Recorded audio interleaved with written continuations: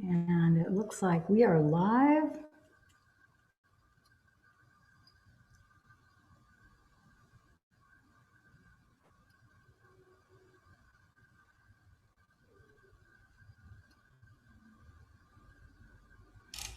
Yes, we are live.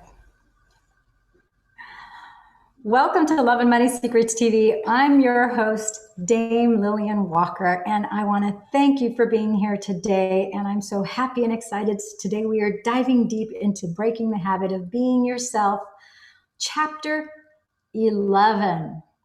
For those of you who know, and for those of you who don't know, number 11 is a master number, and it's a very significant number. I suspect that there are some beautiful insights, jewels of wisdom that will be imparted to you today. Today has been an amazingly magical day. I have mentioned before in these broadcasts how I had an incredible mystical experience, specifically March 22nd of this year. I've had a lot of things that have happened and have been revealed, and downloads and all sorts of things. But today, the last 24 hours, it really started 72 hours ago, 3 days ago. Not surprisingly, we had not only an orange moon, which was an eclipse moon earlier this week, a couple days ago, 3 days ago, as a matter of fact. Today happens to be the 12th, June 12th. And I had a lot of revelations. I did do a video because it was impressed upon me that I needed to share that with you because it affects all of you. So I will be revealing that. I'll actually be publishing that video this weekend. So for those of you who want to tune in, tap in and turn on to that to receive that information, because it affects everybody on the globe. So I am excited to reveal that at the beginning of this broadcast. And it's amazing to me that we are of course, chapter 11. 11 is not only a master number, but 11 implies a gateway. And make no mistakes, you are standing at the gateway of breaking the habit of being yourself. As you walk in through that gateway, you're going to see not only parallel realities of who you are and who you have been, you will also enter a different dimension where you are able to create the new you. You will also see certain aspects of yourself mirrored to you from other individuals. That's how the universe, that's how this all works, actually. So there's a lot of significance to the number 11. I'm not going to get into a big wado about that because our focus here is on breaking the habit of being yourself, diving in deep with chapter 11. So let's get started here. So prune away the habit of being yourself. Week 2. So during week 2, it's time to add 3 steps in pruning away the habit of being yourself. Recognizing, then admitting, and declaring, followed by the hardest of all, surrendering. So first read through all these steps and answer the related questions. Then devote at least a week to daily meditations and meditation sessions in which you first go into induction, then move through the 3 steps. Of course, if you need more than 1 week to feel competent at this, that's fine. Step 2, recognizing. I'm going to stop right here because I keep on wanting to point out to you anything that I think will be of value to you, which for me has been of value. If you look at the word recognizing, to recognize, cognition, cognosis, the root word is cognosis, which is a Greek word, means to co-know. So when you recognize, you are re-knowing a certain knowledge that you knew before, and now you're re-knowing it again. And that's what recognizing is, what recognition is, okay? Recognizing, identify the problem. The first move in fixing anything is to understand what is presently not working. You have to know what the problem is and then name it in order to have power over it. So a sidebar here. It says here that you have to not only know the problem and be aware of it, but you actually have to name it in order to have power over it. So my recommendation to you is that you would in fact say it out loud, whatever it is that you have a challenge with. If you, let's say you have some sort of substance abuse addiction. Let's say you drink too much. Either you drink too much or you rely too heavily on alcohol, or maybe you recognize that you're a full-blown alcoholic. You know, the two are not necessarily mutually inclusive. Just because you abuse alcohol doesn't mean you're an alcoholic, but you might be an alcoholic. Only you would know that. If you cannot keep yourself away from it no matter what, then it has more power over you, then you probably are an alcoholic. That's beyond the scope of what we're about to discuss today. The point is, whatever your problem, whatever your challenge, whatever it is that you're trying to overcome, whatever aspect of yourself, once you're able to recognize it and then you're able to say it and say, okay, you know, maybe it's drinking too much. Once you are able to say it out loud, you're able to have power over it. There's a certain vibration to the energy, as you know, of not just the thought word, but also the spoken word as well as the written word. And that's why it's important to be able to actually say it out loud so that the vibrational frequency is out there in 3D. Then you can seize it, you can morph it, and then you can mold it into whatever it is that you want. So many people who have a near-death experience, also known as an NDE, report that they underwent a life review in which they saw, as if watching a movie, all of their covert and overt actions, their expressed and suppressed sentiments, their public and private thoughts, and their conscious and unconscious attitudes. I don't know about you guys, but for me, that's very sobering to think that when we go to do a life review, after we shed this meat suit, that it's going to review to us everything comprehensively, whether it was disclosed or whether it was hidden. Any hidden thoughts, any hidden emotions, all of it. You're beyond naked at that point. And you have to face it straight up. There's no hiding at that point, because now you're just an energetic being. You're just pure soul, pure consciousness. There's nowhere, you can't hide. You are completely exposed. So they saw who they were and how their thoughts, words, and deeds affected everyone and everything in their lives. Afterward, they typically describe having a greater understanding about themselves and a desire to do a better job of living from then on. And as a result, they perceive new possibilities and better ways to be in any opportunity. So, having seen themselves from a truly objective point of view, they clearly know what they want to change. Recognition is like having a life review every day. Since you have all of the equipment in your brain to notice who you're being, why not do this before you die? And in effect, be reborn in the same life. With practice, this type of awareness can help you override what would otherwise be the predetermined destiny of your brain and body and the automatic enslaving, hardwired programs of the brain and of the mind and the memorized emotions that have chemically conditioned your body.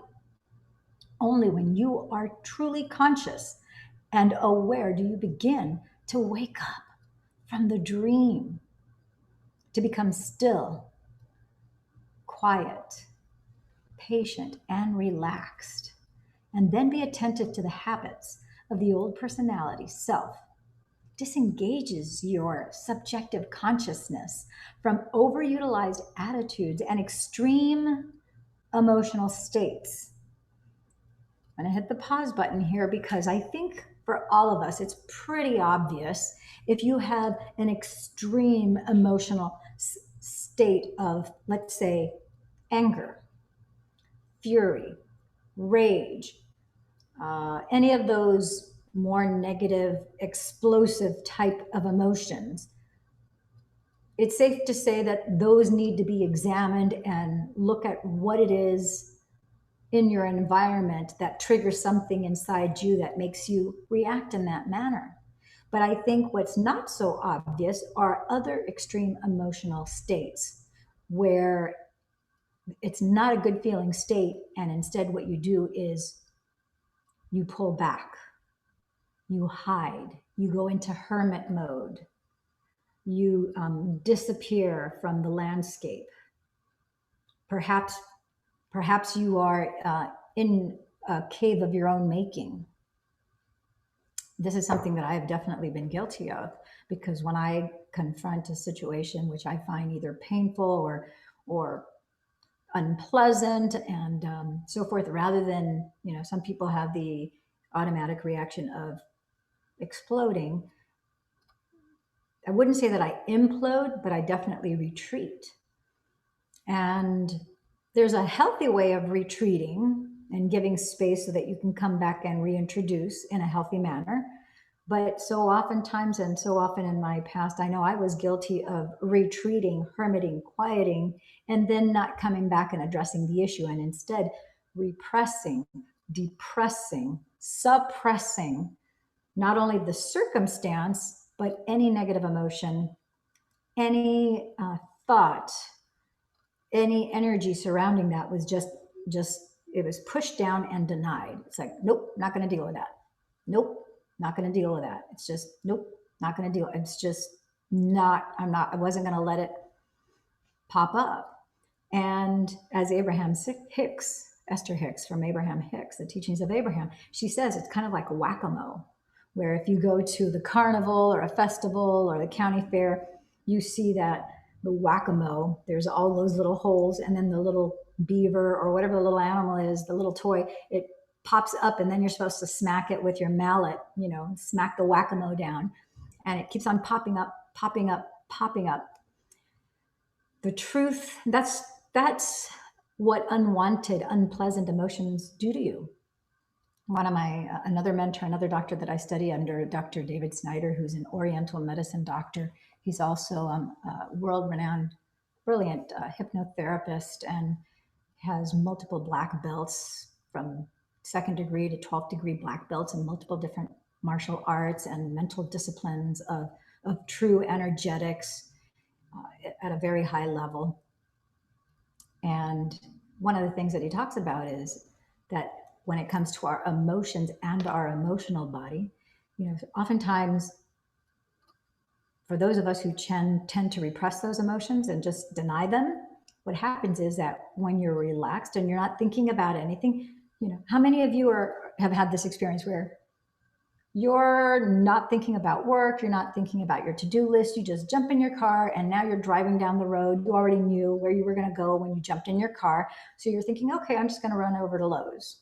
I'm just going to go run over to Lowe's, and I've got a couple things that I need to pick up there. And as you're driving, you start to put the music on. It's not any music that you have any, it's not associated with anything in particular. And then all of a sudden, a memory and an emotion to a particular situation with someone that happened in your past. Maybe it happened a year ago. Maybe it happened 5 years ago, 15 years ago. It doesn't matter the time frame. But it pops up, and then all of a sudden you start to feel, you don't feel pleasant. You're like, oh, nope, I don't want to think about that now. And you keep on driving. When in actuality, what the healthy, nobody teaches us this. Somebody at some point needs to teach us this. And so what Dr. David tells us, and Dr. Joe tells us to do this too, is that you're supposed to recognize that emotion and say, oh, there you are. Oh my gosh, I haven't thought about that in a long time. Yeah, I keep on sweeping it under the rug. I keep on not dealing with this. And now here it is, that because your subconscious mind goes, oh, she's relaxed right now. She's not thinking about anything. She is just in a state of calm. Let's bring this is a perfect opportunity. Let's bring it to the surface. And then I go, nope, I don't want to deal with this. But now what I've learned is like, ooh, this really doesn't feel good. And I haven't thought about this in 3 or 4 years. You know what? When would now be a time to take care of this emotion and maybe take care of it for once and for all. And it's like, okay, why is it that this bothers me? Why is it that this feels so bad? What is it that the universe was trying to show me in this experience? What lesson? What did I learn? What pattern do I recognize now as a result of that particular interaction or that particular lesson? Maybe you had an interaction with a very toxic person. Maybe you've had interactions with a series of betraying, deceptive, toxic, abusive people in your life. And that person was part of a daisy chain, a link linked to several other people. Because I didn't learn the lesson before, this person was part of that string of those people that behaved different faces, different places, different circumstances, but the overall same thing happened. They were deceptive. They were deceptive. They were tricksters. They were opportunists. They were narcissistic. They were abusive. They were toxic. They were maybe putting you down because they didn't feel worthy. So in order for them to feel good, they had to put you down. Putting you down can all come in different ways. They may not put you down saying, oh, you're an idiot, but maybe they discount anything and everything you've ever done up until that point in time, because they say nothing that you've ever done ever matters. You're basically a zero. Only thing that matters is everything that I've done, all of my accomplishments in my life.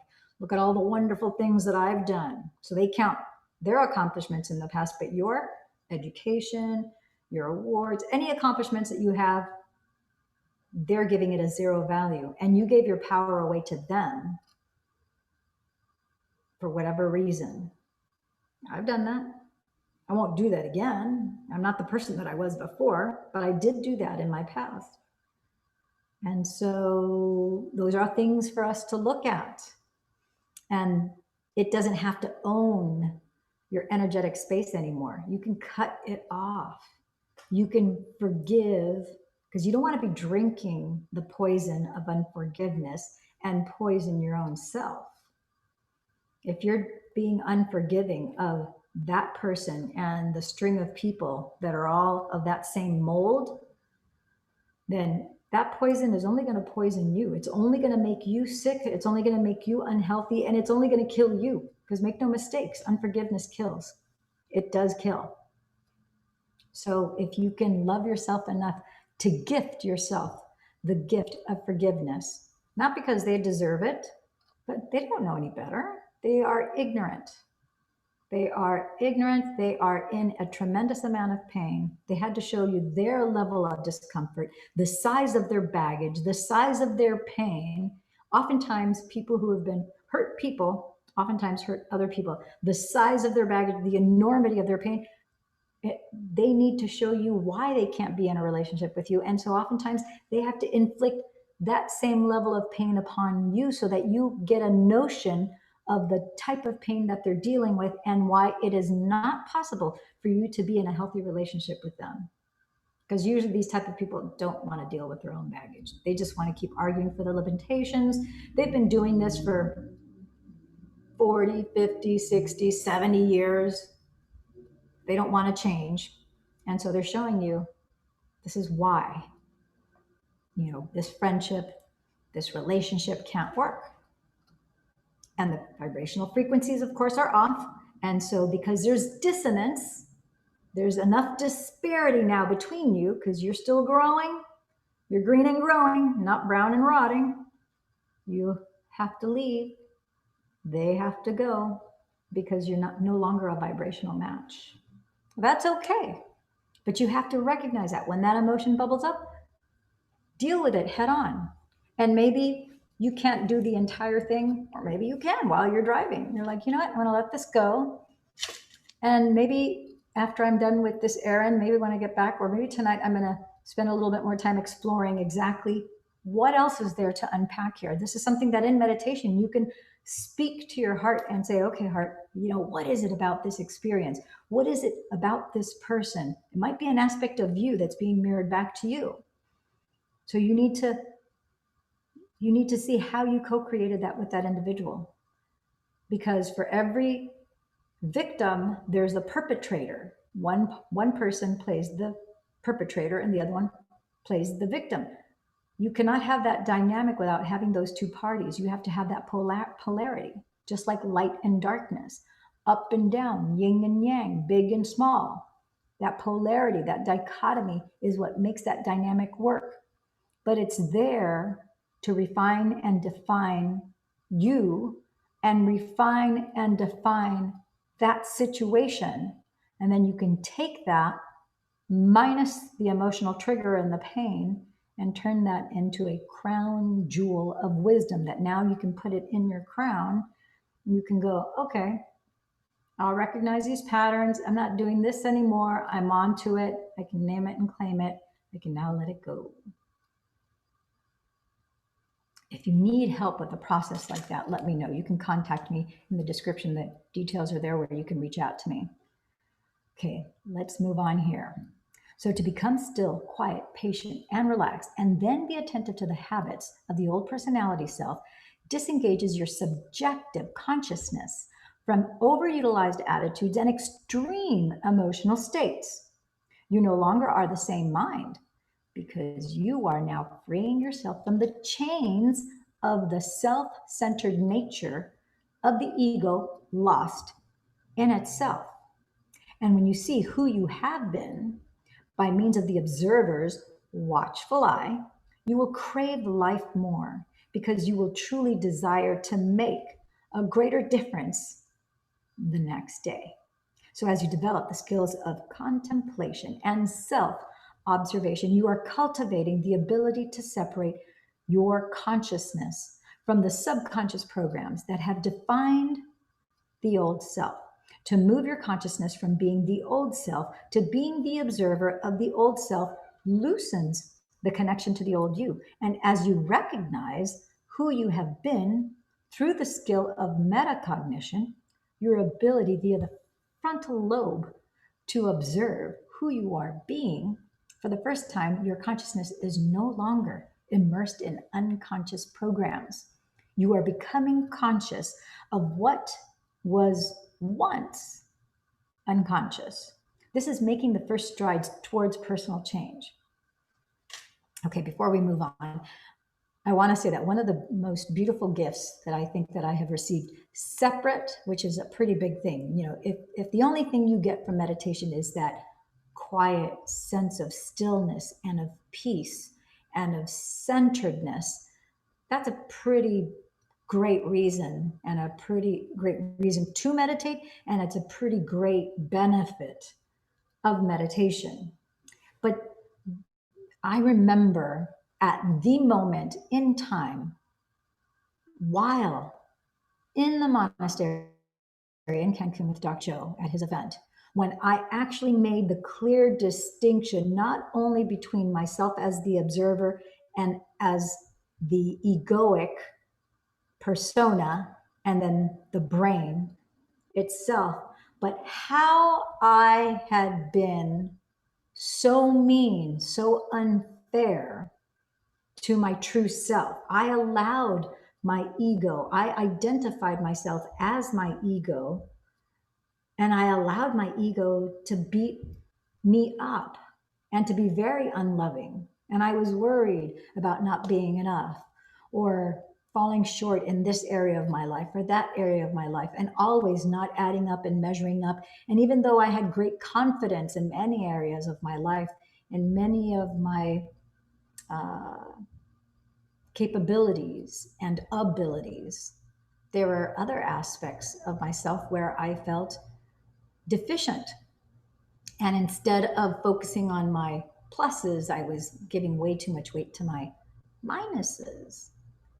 And the moment, there was literally a specific moment in time where my brain just went, and I realized, the key to the healing, the key to the manifesting, the key to being this alchemist that takes the potential waveforms of energy and turns them into particle in 5D is realizing I am the master as the conscious awareness. My free will my focusing my free will and commanding my ego and commanding my brain to be my servants and taking charge of that, that is self-mastery. Now I recognize that those negative thoughts, feelings, and emotions are not me, and all I have to do is command them and take mastery of them. And it was about my self-mastery. And I'm like, oh, I got it. I got it. And then as soon as I got it, in less than 24 hours, of course, the test came. The test came not just because the universe had co-conspired and co-created with myself and Dr. Joe to have an experience where all of a sudden it's like, okay, you think you got it? How about this? Let's do a full frontal assault fear and see how she handles that. And I've mentioned before about my experience where I was walking on the plank 50 feet up in the air and how I thought I had managed everything that I needed to with my awareness, commanding, making my brain and my ego be my servants and commanding them to stay at bay and my brain to do as I told it to do. And then my body, that's when I learned the lesson. It's like, wow, brought it to a whole new level. The experience really taught me my body was betraying me. My legs started shaking, even though my mind was going, well, I'm not afraid. I took command of the fear. I'm like, I told the brain, no fear. We're not doing this. Ego, shut up, get out of here.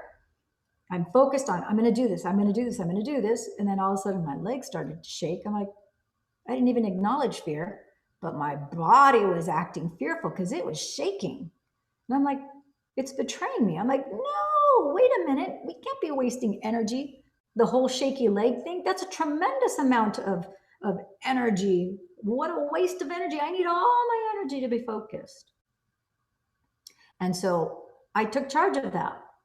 And then my body stopped shaking. It was my legs that are primarily shaking. And you can watch the video where I talk about that experience in greater detail. So it's amazing. As soon as I made the choice, boom, first test came. And it wasn't the only test.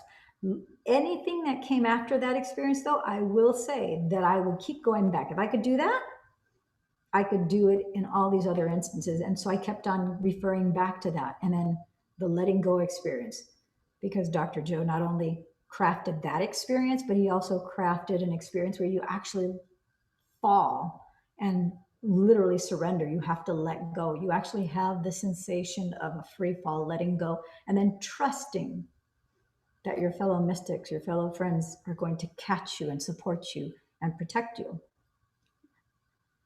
And then that came to pass. So those two feelings, they were not only intellectual exercises, but they were mind-body exercises where there was a knowing, there was a memory, but there's also an emotional energy body that was associated to those two experiences, that anytime anything unwanted has happened since then, I just go, it's just like that.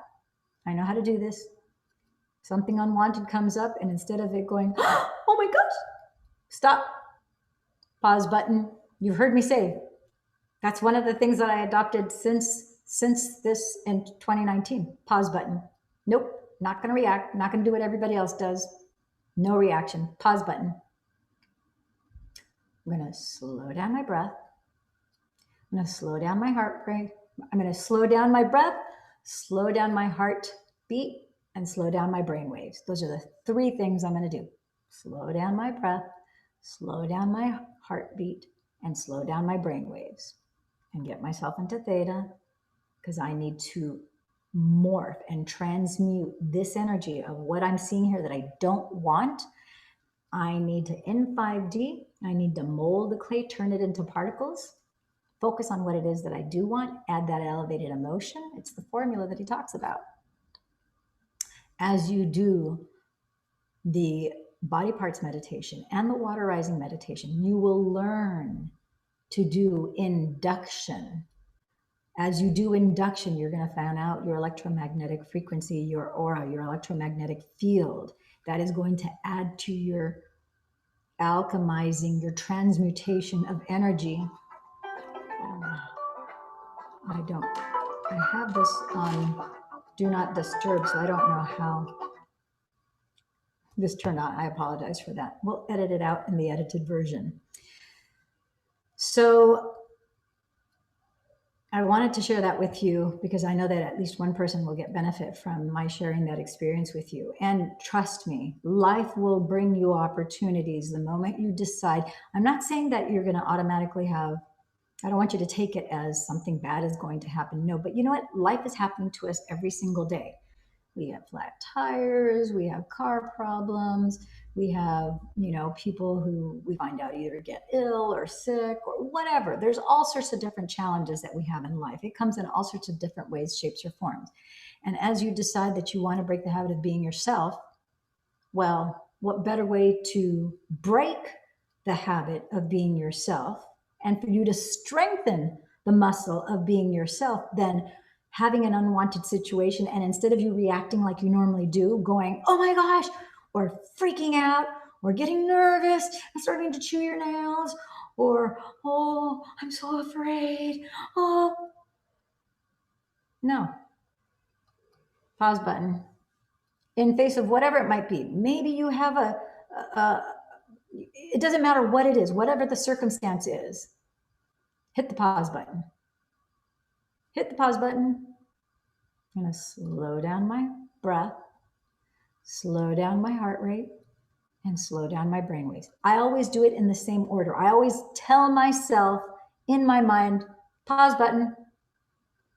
I'm going to slow down my breath, slow down my heart rate, and slow down my brainwaves, because I am going to command myself now on a count of 3. I'm going to do 3 breaths in order to get that benefit, and I'm going to go into theta, and I'm going to transmute this energy. Whether I'm doing this with my eyes closed or whether I'm doing it with my eyes open does not matter.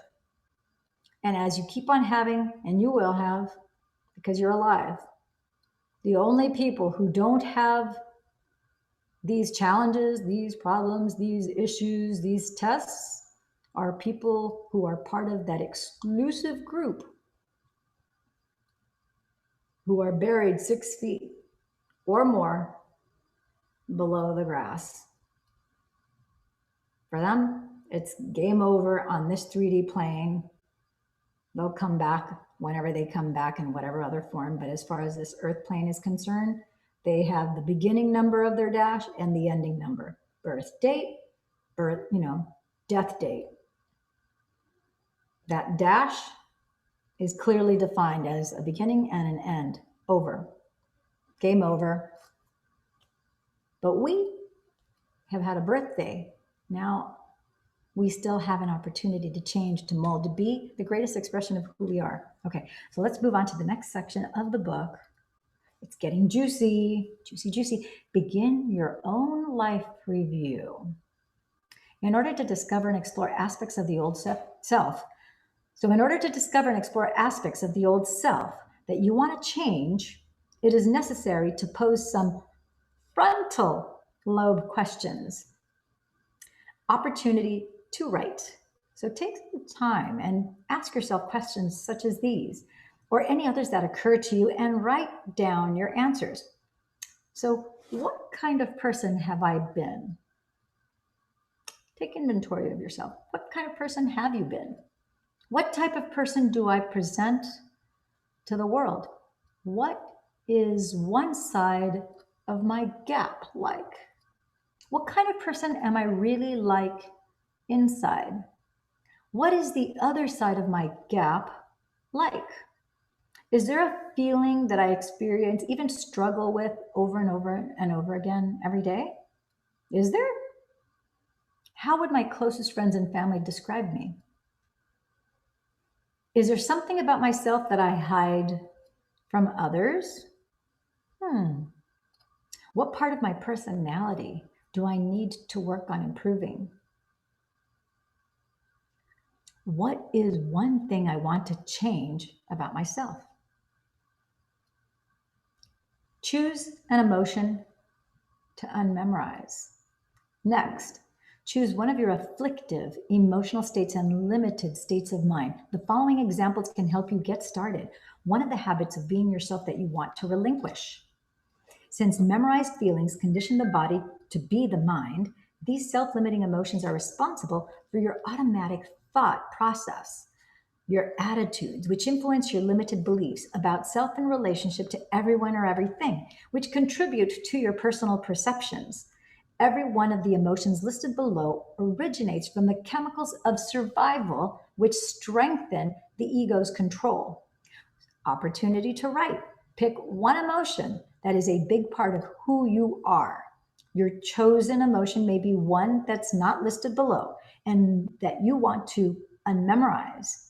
Remember that this word has meaning to you because it is a feeling that is familiar to you. It is one aspect of the self that you want to change. I recommend that you write down the emotion you came up with because you will be working with it throughout the latter steps.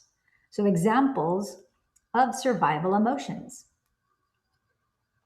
insecurity, hatred, judgment, victimhood, worry, guilt, depression. Now, most people see these examples and say, can I pick more than one? It is important in the beginning to work with one emotion at a time. In any case, they are all linked together neurologically and chemically. So, for example, have you ever noticed that when you're angry, you're frustrated? When you're frustrated, you hate. When you hate, you judge. When you judge, you're envious. When you're envious, you're insecure. When you're insecure, you're competitive. When you're competitive, you're selfish. All of these emotions are run by the same combined survival chemicals, which then stimulate related stress hormones of the mind. On the other hand, the same is true for elevated states of mind and emotion. So when you're joyous, you love. When you love, you feel free. When you're free, you're inspired. When you're inspired, you're creative. When you're creative, you're adventuresome, and so on. All of these feelings are driven by different chemicals that then influence how you think and you act. So let's use anger as an example of a recurring emotion you might choose to work with. As you unmemorize anger, all of the other self-limiting emotions will incrementally decrease within you as well. If you become less angry, you'll be less frustrated, hateful, judgmental, envious, and so on. The good news is that you are actually taming the body to no longer run unconsciously as the mind. So consequently, as you change one of these destructive emotional states, the body will be less prone to live out of control. And you will change many other personality traits too. So observe how the unwanted emotion, how it feels in your body. Sit with that for a moment. Because when you feel anger, where do you feel anger in your body? Do you get a headache? Do you feel maybe a tightness of chest? Do you feel a pang in your gut perhaps? Do you feel maybe a pain in between your shoulder blades? Where is it in your body that you feel anger? Maybe it's like right under your rib. It could be your liver acting up because you have so much anger. So pay attention to whatever the negative emotion it is that you're experiencing, where you feel it in your body. So if you can observe yourself overcome by that emotion, pay attention to how it feels in your body. There are different sensations that correlate to different emotions. I want you to become aware of all those physical signs. Do you become hot, irritated, jittery, weak, flushed, deflated, tight? Scan your body with your mind and notice in what area you feel that emotion. If you do not feel anything in your body, that's okay. Just remember what you want to change about yourself. Your observation is changing it moment by moment. Now become familiar with your body's present state. Does your breathing change? Do you feel impatient? Are you physically in pain? And if so, if that pain had an emotion, what would it be? Just notice what physiologically is happening in that moment. And don't try to run from it. Be with it. Allow it to be. The host of different feelings in your body becomes an emotion when you name it as anger, fear, sadness, whatever the case may be. So let's get down to all of those feelings and physical sensations that you create the emotion you want to unmemorize. Allow yourself to feel that emotion without being distracted by anything or anyone. Don't do anything or try to make it go away. Almost everything you have done in your life has been to run from this feeling. You used everything outside of you to try to make it away. You're desperate for it to go away. Be present with your emotion and feel it as energy in your body. This emotion has motivated you to appropriate everything you know in your environment of fashion and identity. Because of this feeling, you created the ideal for the world instead of an ideal for yourself. Love yourself enough to know that you deserve this. You deserve to be free of the chain and bondage of those negative emotions. They shouldn't have such a hold on you where it drives you to drink, where it drives you to smoke pot, where it drives you to gamble, where it drives you to literally drive recklessly, where it drives you to manically chew your nails, where it drives you to binge eat, where it drives you to, you get the picture now, right? This feeling is who you really are. Acknowledge it. It is one of the many masks, your personality, that you have memorized. It started from an emotional reaction to an event in your life, which lingered into a mood, which developed into a temperament, which created your personality. This emotion has become the memory of yourself. It speaks nothing about your future. Your attachment to it means that you are mentally and physically bound by the past. If emotions are the end product of experiences, then by embracing the same emotion every day, the body is being fooled into believing that your external world is staying the same. And if your body is being conditioned to re-experience the same circumstances in your environment, you can never evolve and change. You're basically a scratched record doing the same thing over and over and over and over and over again. As long as you live by this emotion daily, you can only think in the past. So if you've been smoking, if you've been drinking, if you've been doing whatever drug, maybe you've been smoking pot since you were in 5th grade, or maybe you've been gambling since you were in 3rd grade. I knew somebody who started gambling in 3rd grade. By the time we were in high school, he was gambling at the racetrack, the horses. And he was a heavy gambler in high school. Made a lot of money. I would imagine he lost a lot of money too. But he was in the throes of gambling by the time we were juniors in high school. So if I don't know if this person still gambles because I lost touch with them after graduation, but if this person started gambling when they were 8 and now they're 40 something, 50 something, whatever your age is, then the true you was prior to you being 8 years old. And then you had this distortion that you used to numb some sort of negative emotion, some sort of sadness, some sort of anger, some sort of fear, some sort of nervousness, some sort of angst, something that you did not want to deal with. You've been numbing that with gambling since you were 8. And you haven't been able to be the true you since you were 8. You've been held hostage since you were 8 years old. The good news is that you're watching this. You are invested in breaking the habit of being yourself. Otherwise, you wouldn't be watching this video. You wouldn't be reading this book. You wouldn't be diving deep and wanting to learn how to implement these meditative practices, which meditation is just to know yourself. So the good news is you made a decision and now you're taking steps. You're on your way to progress. So define the state of mind associated with the emotion. Next, ask yourself this simple question. How do I think when I feel this way?